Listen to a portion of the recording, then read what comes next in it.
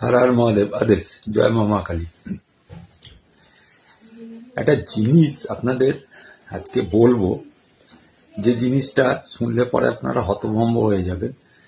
দেখুন, ব্যাপারটা হচ্ছে মানুষের জন্ম ছক অনুযায়ী গ্রহের বিন্যাস হয়ে থাকে, এবং সেই গ্রহের বিন্যাসগুলো অগ্নি, পৃথ্বী, বায়ু, জলরাশিতে হয়ে থাকে। একাধিক গ্রহ কিন্তু ওখানে গিয়ে থাকে। কিন্তু ব্যাপারটা হচ্ছে যে আপনার যদি কোনো একটা গ্রহ খারাপ হয়ে গিয়ে থাকে এবং কোনো একটা রাশিতে গিয়ে পড়ে থাকে, তাহলে আপনারা দেখবেন যে জ্যোতিষরা আপনাদের কি করছে না, হয় একটা পাথর দিয়ে দিচ্ছে, নাহলে একটা কবচ দিয়ে দিচ্ছে, এই সমস্ত করে, নাহলে একটা যন্ত্রম দিয়ে দিচ্ছে, এই সমস্ত করে। কিন্তু ব্যাপারটা হচ্ছে, দেখুন, জিনিসটা ভালো করে বোঝার চেষ্টা করুন কোথায় আপনাদের গলতি, মানে জ্যোতিষদের কোথায় গলতি এবং আপনাদের কোথায় গলতি। আপনারা তো জানেন না এত কিছু। দেখুন, অগ্নি, পৃথ্বী, বায়ু এবং জল, এই চারটে রাশি আছে।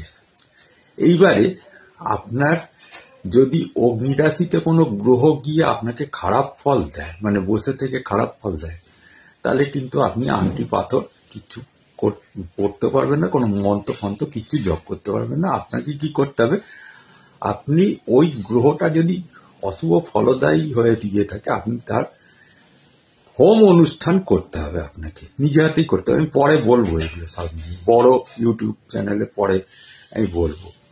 আপনার যদি পৃথ্বী রাশিতে গিয়ে যদি কোনো গ্রহ বসে গিয়ে আপনাকে অশুভ ফল প্রদান করে, তাহলে আপনি একমাত্র আংটি পাথর ইত্যাদি ধারণ করতে পারেন।